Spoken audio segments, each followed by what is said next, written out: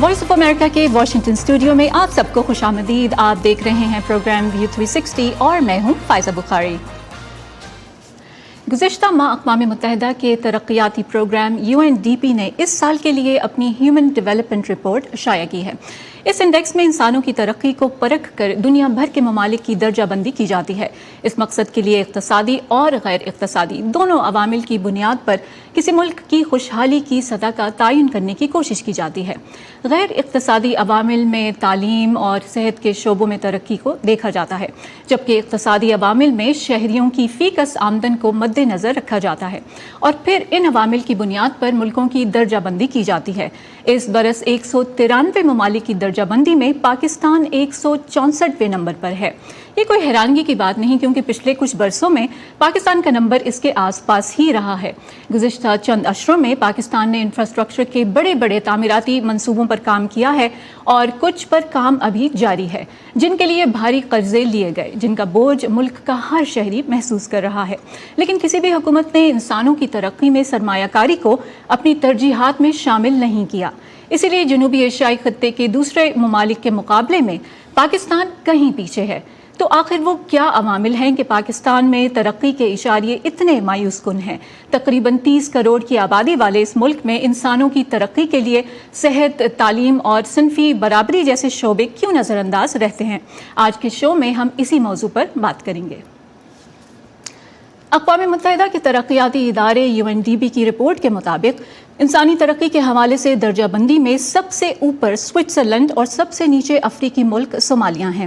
اس درجہ بندی میں 193 ممالک شامل ہیں، جس کے لیے کسی بھی ملک میں تعلیم، صحت اور لوگوں کی انکم وغیرہ کو دیکھا جاتا ہے. گزشتہ ماہ شائع ہونے والی ہیومن ڈیولپمنٹ انڈیکس رپورٹ کے مطابق ایک بار پھر چند یورپی ممالک سر فہرست ہیں. ان میں سوئٹزرلینڈ کے علاوہ ناروے، آئس لینڈ اور ڈنمارک بھی شامل ہیں. یورپ سے باہر ہانگ کانگ بھی اس فہرست میں شامل ہے. دلچسپ بات یہ ہے کہ دنیا کے امیر ترین ممالک جیسے امریکہ اور چین کا نمبر اس درجہ بندی میں نیچے آتا ہے. جنوبی ایشیائی ممالک اس درجہ بندی میں قدرے نیچے ہیں. UNDP پاکستان کے نمائندے کے مطابق کووڈ کی وبا سے سنبھلنے کے باوجود پاکستان کی درجہ بندی مسلسل سماجی، اقتصادی اور سیاسی دباؤ کی وجہ سے متاثر ہوئی ہے. پاکستان 0.540 پوائنٹس کے ساتھ 193 ممالک کی درجہ بندی میں 164ویں نمبر پر ہے. خطے میں سری لنکا سر فہرست ہے اور عالمی درجہ بندی میں اس کا نمبر 78واں ہے.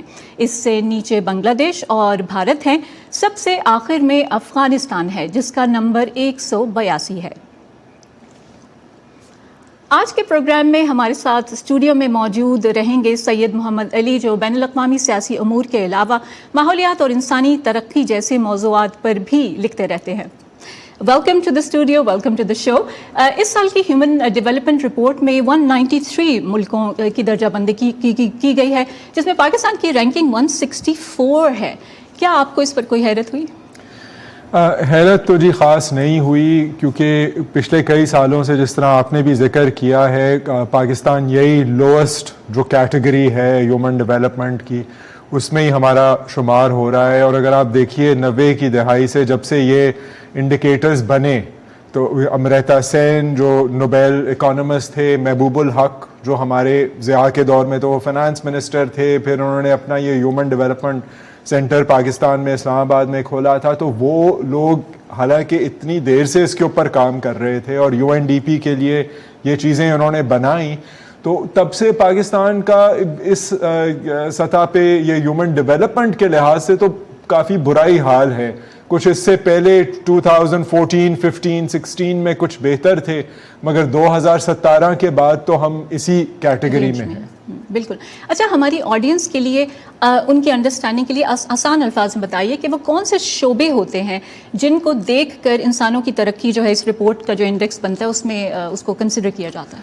تو ڈاکٹر محبوب الحق اور باقی لوگوں نے جب اس پہ کام کیا تو انہوں نے کہا کہ دیکھیے، جو معاشی سطح پہ اکنامک گروتھ ہوتی ہے اس کا صرف آپ ملک کی ایک تعداد جو پاپولیشن ہے اس سے ڈیوائڈ کر دیں تو وہ بات نہیں بنتی. تو کم از کم ہمیں یہ دیکھنا چاہیے کہ تعلیم کے لحاظ سے، صحت کے لحاظ سے، اور پھر انسانی آمدنی پر کیپٹا جو ہے وہ کیا ہے، تو اس کا ملاب جو ہے وہ ہیومن ڈیولپمنٹ انڈیکیٹر ہے. اور بھی کئی چیزیں اب اس میں شامل ہوتی ہیں. مطلب ایک خواتین کے لحاظ سے جو جینڈر پیرٹی کا ایک انڈیکس ہے، پھر انیکوالٹی کے لحاظ سے ہے، پھر ملٹی ڈائمینشنل اسپیکٹس ہیں پاورٹی کے. مگر بنیادی سطح پر یہ 3 چیزیں ہیں جی، صحت ہے، آمدنی ہے اور تعلیم ہے. ٹھیک ہے، ہم 7 اور بھی ایلیمنٹس شو میں شامل کریں گے. اس وقت ہم ایک رپورٹ کی طرف لے کے جائیں گے آپ کو. انسانی ترقی میں فی کس آمدن اہم کردار ادا کرتی ہے. حالیہ کچھ برسوں میں مہنگائی کا سب سے زیادہ اثر پاکستان کے متوسط طبقے پر ہوا ہے. جہاں ایک فرد کمانے والا ہو وہاں تو مشکلات ہوتی ہی ہیں، لیکن ایسے خاندان جہاں میاں بیوی دونوں جاب کریں، دونوں برسر روزگار ہیں، انہیں بھی اپنے گھریلو بجٹ میں سے اہم چیزوں کی کٹوتی کرنی پڑ رہی ہے. کراچی سے سدرا ڈار ملوا رہی ہیں ایک ایسی ہی فیملی سے جو مہنگائی کے سبب روزمرہ کی ضروریات کو محدود کرنے کی کوشش کر رہے ہیں. مجھے 19 ایئرز ہو گئے جاب کرتے ہوئے، اور جب شروع میں سیلری کم تھی لیکن خرچے کم تھے، اور مہنگائی بہت کم تھی. اتنی کم تھی کہ ہم کم پیسوں میں بہت سارا سامان خرید لیتے تھے. اب سیلری بڑھ گئی ہے لیکن اتنی نہیں بڑھی ہے، مگر خرچے اس کا ڈبل ہو چکے ہیں. پرائیویٹ سیکٹر میں آپ کو پتا ہے سیلریز کا کیا ایشوز ہوتے ہیں. 6 سال سیلری نہیں بڑھتی، لیکن انفلیشن منتھلی یا ڈیلی بیسس پہ بڑھ رہی ہے. اب جب انفلیشن اتنی بڑھ رہی ہے اور سیلری اتنی کی اتنی ہے، تو اس کو مینیج کرنا انتہائی مشکل ہوتا جا رہا ہے. اس کے ساتھ ساتھ پھر پیٹرول کے پرائسز بڑھتے ہیں. پیٹرول کے پرائس بڑھتے ہیں تو ہر چیز پہ فرق پڑ جاتا ہے. آفس جانے کے لیے بائک میں پیٹرول ڈلوانا ہے، گاڑی میں پیٹرول ڈلوانا ہے، یا کہیں اور آنے جانے کے لیے پیٹرول ڈلوانا ہے. پھر اس کی وجہ سے دوسری چیزوں کے پرائس بڑھ رہے ہیں. کیونکہ بچوں کا ساتھ ہے، اسکولنگ ہے، پھر فیسیں ہیں، پھر وین والے کی فیس ہے، پھر اور خرچے ہیں. بلز بہت زیادہ آنے لگے ہیں. مطلب جو ہمارا بجلی کا بل پہلے 5,000 آتا تھا، اب وہ اتنا زیادہ بڑھ کے 15,000 آ گیا ہے. اے سی اگر چلا لیا تو اور مصیبت. اور گیس کا بل ہے وہ بڑھتا جا رہا ہے دن بدن. اور بہت سارے خرچے ہیں. بچہ بیمار ہو گیا تو پھر ڈاکٹر کی فیس، سودا ہے. ظاہر سی بات ہے، بچوں کا گھر ہے تو چیزیں بھی لانی ہوتی ہیں، ان کی پسند کی چیزیں. پھر شادی بیاہ ہو گیا یا کہیں جانا آنا ہو گیا، اس کے کپڑے الگ.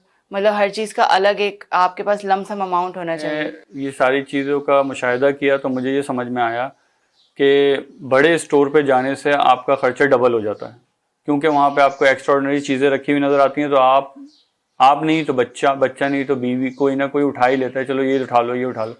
بڑے اسٹور پہ جانے سے اگر آپ کا 10,000 میں گروسری آنی ہوتی ہے تو وہ 15 to 20 تک چلی جاتی ہے، 20,000 تک. جبکہ اس کا ہم نے آلٹرنیٹ یہ کیا کہ اب چھوٹی شاپ سے جا کے سامان اٹھاؤ تاکہ جو ایکسٹرا خرچہ ہوتا ہے وہ نہ ہو.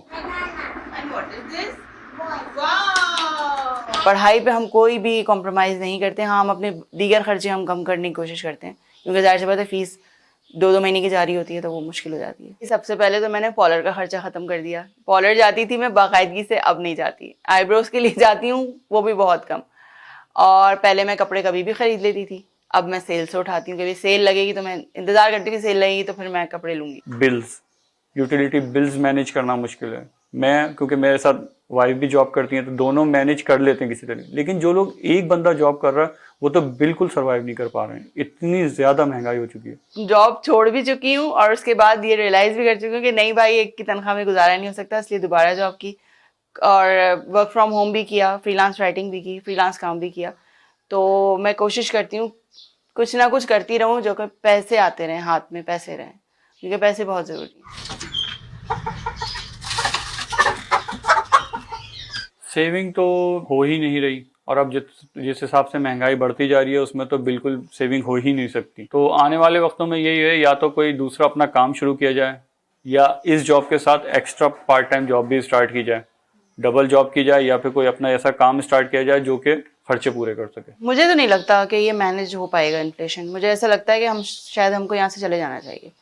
ہمارے لیے اب جگہ نہیں رہی ہے، کیونکہ ایک متوسط طبقہ جس طریقے سے زندگی گزار رہا تھا، دعوتیں بھی کرتا تھا گھر میں، اس کے یہاں لوگ بھی آتے تھے، مہمان بھی آتے تھے، ہم بھی کہیں جاتے تھے. اب ہم کہیں جاتے ہوئے ڈرتے ہیں کہ پتہ نہیں جہاں جا رہے ہیں وہاں انتظام ہوگا، یا ہمارے یہاں اگر کوئی آ رہا ہے تو ہم سوچتے ہیں کہ ہم کتنی ڈش رکھیں، کتنی کم کریں. تو جب یہ چیزیں شروع ہو جائیں نا تو پھر ایسا لگتا ہے جیسے اب آپ کی وہاں جگہ نہیں رہی, اس ملک میں یا اس علاقے میں یا اس شہر میں جگہ نہیں رہی. تو مجھے ایسا, میں سوچتی ہوں کہ شاید ہمیں اب یہاں نہیں رہنا چاہیے. میری پلاننگ تھی کہ میں اپنا گھر کر لوں کیونکہ میں کرائے کے مکان میں رہتا ہوں, لیکن جتنے اگر آپ سیونگ کرنے کی سوچتے ہیں یا بینک سے لون لینے کی سوچتے ہیں تو شرح سود اتنا زیادہ بڑھ گیا ہے انفلیشن کی وجہ سے کہ آپ بینک سے لون بھی نہیں لے سکتے, پھر سیونگ اتنی کر ہی نہیں سکتے کیونکہ اتنے زیادہ گھروں کے پیسے بڑھ گئے کہ جو خواب تھا کہ اپنا گھر بنا سکتے ہیں, مجھے نہیں لگتا کہ آپ کبھی گھر بنا سکیں گے.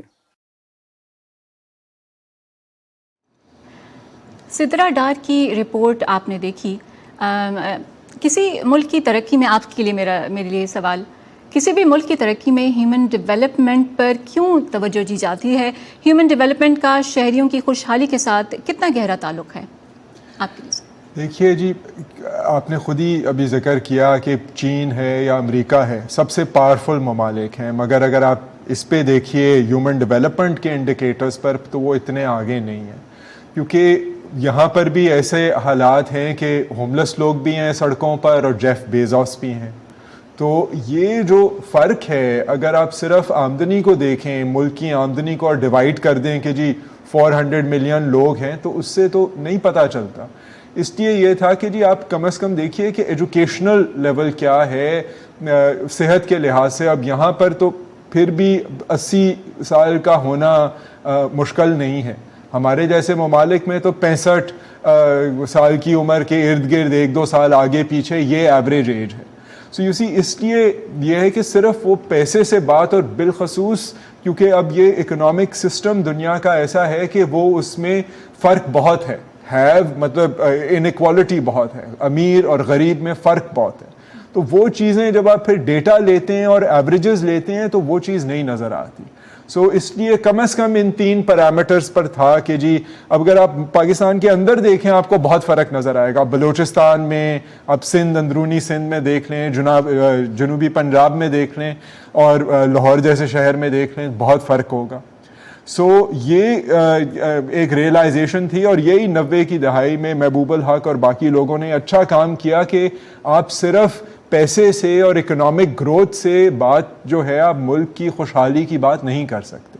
تو پاکستان میں کیا جنرل کانسیپٹ یہ ہے کہ ترقی کا مطلب یہ انفراسٹرکچر بنا دیا جائے, بلڈنگز بنا دی جائے, یہ سب کر دیا جائے, انسانی جو ڈیولپمنٹ کے فیکٹرز ہیں کیا ان کو نظر انداز کیا جا رہا ہے؟ آپ کی کیا سیاست؟ مطلب زبانی سطح پہ تو نہیں کیا جاتا, روٹی کپڑا مکان اس طرح کی بہت باتیں تھیں, تعلیم کا بھی ریکگنیشن ہے, مگر یہ ہے کہ اگر آپ دیکھیے اب جو دھڑا دھڑ جو چین سے مطلب ڈیولپمنٹ ہو رہی, سڑکیں بن رہی ہیں اور یہ ساری چیزیں ہو رہی ہیں, تو اس میں بلوچستان میں اسی لیے لوگ ناراض بھی رہتے ہیں کہ جی یہاں پہ سڑکیں تو بن رہی ہیں, گوادر میں پورٹ بن گیا ہے, تو ہمیں ہماری زندگی میں کیا فرق پڑا ہے؟ اگر چینی انجینئر آئے ہیں اور حکومت نے اپنے ہی اداروں کے تھرو کام کرانا ہے تو ہماری خوشحالی کدھر ہے؟ سو اس میں یہ ہے کہ صرف ایک روڈ بننے سے, ایک سڑک بننے سے جو ہے وہ کس کو فائدہ ہوتا ہے؟ سو یہ چیزیں سوچنے والی ہیں, اور یہ کچھ اکنامک گروتھ کے ماڈلز جو ہیں جس طرح دنیا میں چلتے ہیں, یہ کچھ ان کا بھی قصور ہے. اچھا, اس رپورٹ میں ساؤتھ ایشین ریجن کے 9 کنٹریز کی جو ہے وہ درجہ بندی کی گئی, اس میں سری لنکا سب سے ٹاپ پر ہے. ایک عام شعبہ جو انسانی ترقی کا مظہر سمجھا جاتا ہے وہ ہے تعلیم.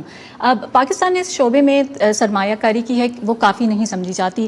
UNDP کی درجہ بندی میں سری لنکا اس لیے بھی بہتر ہے کہ وہاں کئی دہائیوں تک چلنے والی خانہ جنگی کے باوجود شرح خواندگی خطے میں اچھی رہی ہے. تو پاکستان سری لنکا جیسے ملک سے کیا کوئی سبق سیکھ سکتا؟ وہ تو ہمیں بڑے سالوں سے سیکھنا چاہیے تھا. ہم نے دیکھیے نا, وہاں تو یہ جو تاملز کے ساتھ اتنے سال ان کی جنگ رہی, خانہ جنگی رہی, اس کے باوجود انہوں نے تو 80 سے جو ہے وہ یونیورسل ایجوکیشن کے اوپر وہ کام کر رہے ہیں, مفت تعلیم دے رہے ہیں, اور اس کی وجہ سے اب ان کی 90% سے زیادہ جو ہے وہ اڈلٹ لٹریسی ہے, مطلب لٹریسی ہے. ہماری جو ہے وہ 60 کے ارد گرد ہے. تو یہ ہے کہ ایک تو ہم اتنا فوکس نہیں کرتے تعلیم کے اوپر, پھر یہ ہے کہ کچھ بین الاقوامی ادارے بھی جو ہیں وہ کہتے ہیں کہ جی پرائیویٹ سیکٹر جو ہے وہ ڈیلیور کرے گا تعلیم.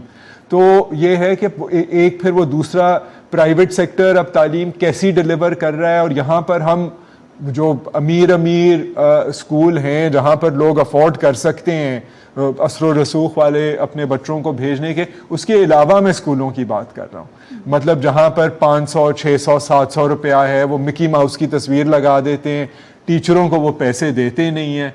तो अब ये है कि और ये जो है इस तरह की तालीम प्राइवेट सेक्टर के ज़रिए करना, ये सिर्फ पाकिस्तान हुकूमत नहीं कहती, ये वर्ल्ड बैंक जो है वो हमें कई सालों से इनकरेज कर रहा है कि जी आप अपने खर्चे सरकारी बंद करें और प्राइवेट सेक्टर को ये काम करने दें।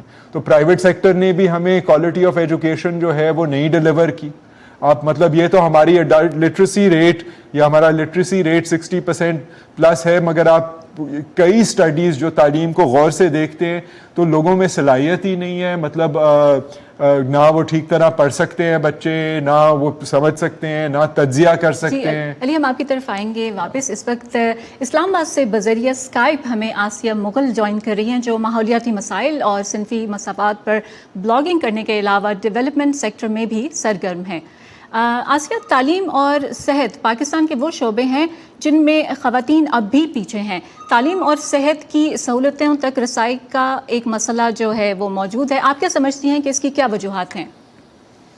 जी बहुत शुक्रिया, बहुत इम्पोर्टेंट आपने सवाल किया है। मैं आपको बताती चलूँ कि जैसे कि अभी भी बात चल रही थी, आप लोग इसी के ऊपर डिस्कशन कर रहे थे कि जो बुनियादी हमारे हकूक़ हैं किसी भी मुल्क में, चाहे वो तरक्की याफ्ता मुल्क हो या तरक्की पजीर मुल्क हो, वहाँ पर होना बहुत ज़रूरी है, क्योंकि सबसे बड़ा अंसर ही पाकिस्तान में नाक़िस सेहत, तालीम, खुराक, फिर आमदनी और फिर जो वसाइल हैं और जो बुनियादी सहूलियात तक रसाई है वो ही गैर मुसावी तरीके से तक़सीम की गई है। तो अब यहाँ पर जब हम सबसे इम्पोर्टेंट जो बात है वो यहाँ पर ये है कि तालीम इस वक्त जो है वो सबसे इम्पोर्टेंट है हमारे माशरे में, ख़ास तौर पर जो कि हम जानते हैं सभी के पतरशाही निज़ाम है यहाँ पर। तो यहाँ पे ख़वातीन को तो एक कमोडिटी समझा जाता है, सामान समझा जाता है, तो तालीम उनके लिए तो समझी ही नहीं जाती। घर में भी डिस्क्रिमिनेशन जब होती है तो कहा यह जाता है कि जी लड़की ने पढ़ के क्या करना है, इसके लिए कल को हमने शादी कर दी। तो जब हमारी सोच ही सोसाइटी में, माशरे में इस तरह की होगी, तालीम को हम अहमियत नहीं देंगे, फिर गुर्बत हमारी जो है वो एक अहम अंसर बन चुका है, जिसके लिए हुकूमत ने बहुत सारे स्टेप्स लेने होते हैं। फिर हमारी जो ख़वातीन हैं, जो यंग गर्ल्स हैं, उनको बिजनेस में लाना, कारोबार में लेके आना, ख़वातीन को इकोनॉमिकली इनको एम्पावर करना इज़ वेरी इंपॉर्टेंट। लेकिन जब इसके ऊपर हुकूमत कुछ नहीं करती तो हम देखते हैं कि सरकार, गैर सरकारी इदारे भी तो कुछ नहीं कर रहे होते।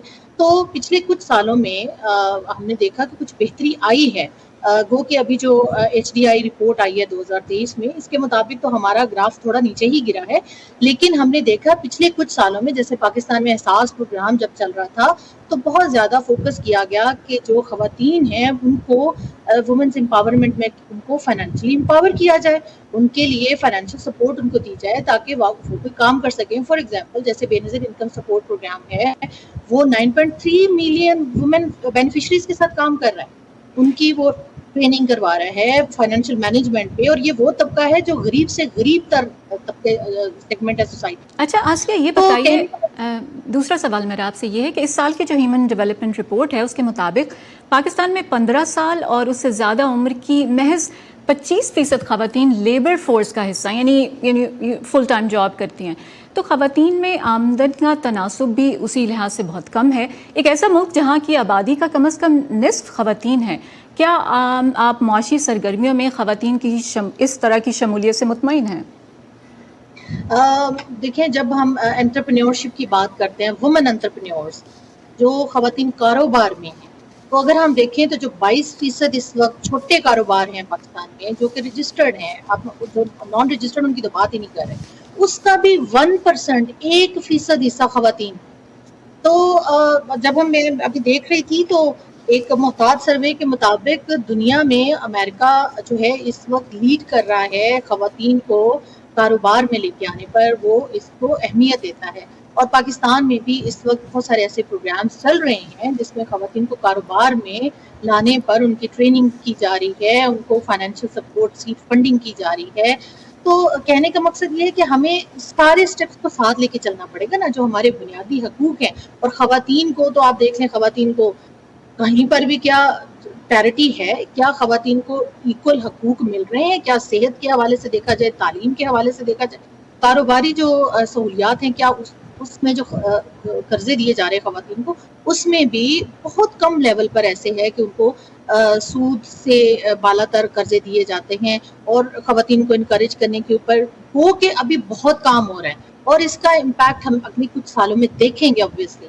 لیکن اب تک کتنے سالوں میں اس کے اوپر کام نہیں ہو پایا جتنا کہ ہونا چاہیے تھا. اچھا آسیہ، پولیٹیکل پارٹیسپیشن کے حوالے سے اس رپورٹ میں کہا گیا ہے کہ پاکستان کی پارلیمنٹ دونوں ایوان شامل ہیں، اس میں reserve seats everything included, 20% کے اراؤنڈ ویمن جو ہے وہ اس میں نظر آتی ہیں. تو خواتین کی پولیٹیکل پارٹیسپیشن پاکستان میں، اس پر آپ کیا کہیں گے؟ کیا وہ اچھی اس کی شرح ہے؟ دیکھیں، اگر ہم پچھلی گورنمنٹ میں دیکھیں تو خواتین کی شمولیت کو ہم نے دیکھا کہ بہتری آئی تھی. اس پہ بہت ساری گراس روٹ سے خواتین نے جوائن کیا تھا ریزرو سیٹس پر. لیکن پھر وہی بات ہے، obviously کہیں بھی جب ہم بات کرتے ہیں تو کوئی اوتھینٹکلی ہم نہیں یہ کہہ سکتے کہ خواتین کی ایک مناسب شمولیت سیاسی پارٹیز میں ہے، نیشنل اسمبلی میں ہے، پروونشل اسمبلیز میں ہے. تو یہاں پر ابھی بھی سوالات ہیں جس کے اوپر ہمیں کام کرنے کی بہت بہت زیادہ ضرورت ہے. ٹھیک ہے، بہت شکریہ، آپ ہمارے ساتھ شامل رہیں. بہت thank you very much. All right, آپ نے ان کی ڈسکشن سنی. ہم بیک ٹو اپنی ڈسکشن پہ جاتے ہیں کہ پاکستان کے وزیر خزانہ یہاں پہ واشنگٹن میں موجود ہیں. IMF و تمام مالیاتی جو ادارے ان سے وہ کریں گے میٹنگز. پاکستان کی ترقی کے لیے ان انٹرنیشنل ڈونر ایجنسیز کی کیا اہمیت ہے؟ دیکھیے جی، قرضے ہم ان سے لیتے ہیں اور ابھی سے تو نہیں لے رہے. ہم جب سے کولڈ وار شروع ہوئی ہے تب سے ہم ان سے قرضے لے رہے ہیں. تو اب یہاں پر یہ بات ہوتی ہے کہ جی دیکھیے، چین سے پاکستان جو ہے، اور واقعی چین کا اب ہم نے بہت سارا قرضہ دینا ہے. اور چین نے جو انفراسٹرکچر تو بنا دیا، مگر اب وہ انفراسٹرکچر بنا کر جب تک معاشی ترقی نہ ہو، انویسٹمنٹ سرمایہ کاری نہ ہو، تو ہم قرضے کیسے واپس کریں گے؟ تو یہ کنسرن تو ہے. مگر یہاں پر امریکہ بھی دیکھیے 50 سے ورلڈ بینک اور IMF ہمیں قرضے دیتا جا رہا ہے. تو اس قرضے سے کیا ہوا ہے؟ غربت کتنی کو ختم ہوئی ہے؟ پہلے تو چلے 20 سال 30 سال وہ ڈائریکٹلی سرکار کو پیسے ملتے تھے، مگر تب جب سے اسٹرکچرل ایڈجسٹمنٹ ایک وہ طریقہ ہے جس کے ذریعے وہ دیتے ہیں پیسے، تو وہ تو کہتے ہیں پھر آپ جی تعلیم میں یہ کیجئے، صحت میں یہ کیجئے. تو وہ چیزیں ٹھیک ہے، ہم وہ پوری چیز نہیں کرتے ہوں گے، مگر اب 30 سالوں سے وہ چیزیں ہم کر تو رہے ہیں. تو اس کے باوجود اس کے نتائج کہاں پر ہیں؟ پھر ہمارے جب لیڈر یہاں آتے ہیں وہ کہتے ہیں جی ہم نے یہ قرضے تو واپس کرنے ہی کرنے ہیں. تو اب یہ قرضے جب واپس کرنے ہیں، آپ نے پھر فوج کو بھی پیسے دینے ہیں، تو پھر ترقی کے لیے، انسانی ترقی کے لیے کتنا پیسہ رہ جاتا ہے؟ تو قرض اتارنے کے لیے مزید قرض لیا جاتا ہے. یہ جو وشس سائیکل سے نکلا کیسے جائے؟ اس سے وہ کشکول تو جی کوئی بھی نہیں توڑ سکا. وہ اگر آپ نے کشکول توڑنا ہے پھر آپ کو نیچے سے کام کرنا چاہیے. ہم تو ہمیشہ جب سے ملک بنا ہے، ہم تو اوپر سے مسلم لیگ بھی جب بنی، ذمہ داری سسٹم کے ساتھ بنی، کبھی ہماری پراپرلی ہم نے جو ہاری ہے اس کو تو اس کے بعد تو زمین ہوتی نہیں ہے. تو یہ کام جو ہے یہ نیچے سے ہونا، اصولاً تو نیچے سے ہونا چاہیے تھا، اور پرفیکٹلی کہیں بھی نہیں ہوا. مگر پاکستان میں تو بہت ہی اس میں گنجائش ہے. بہت شکریہ آپ کا، آپ ہمارے ساتھ اسٹوڈیو میں ایز گیسٹ رہے اور آپ نے انسائٹس دیے. اسی پر ختم کرتے ہیں آج کا ویو 360. Stay safe. پاکستان اور خطے سمیت دنیا بھر کی عام خبروں اور دلچسپ معلومات کے لیے آپ ہماری ویب سائٹ پر آ سکتے ہیں. اس کے علاوہ یہ سارا کانٹینٹ آپ کو ہمارے سوشل میڈیا پلیٹ فارم پر بھی ملے گا. اسی کے ساتھ آج کا شو ہم ختم کریں گے. فائزہ بخاری کو اجازت دیجیے.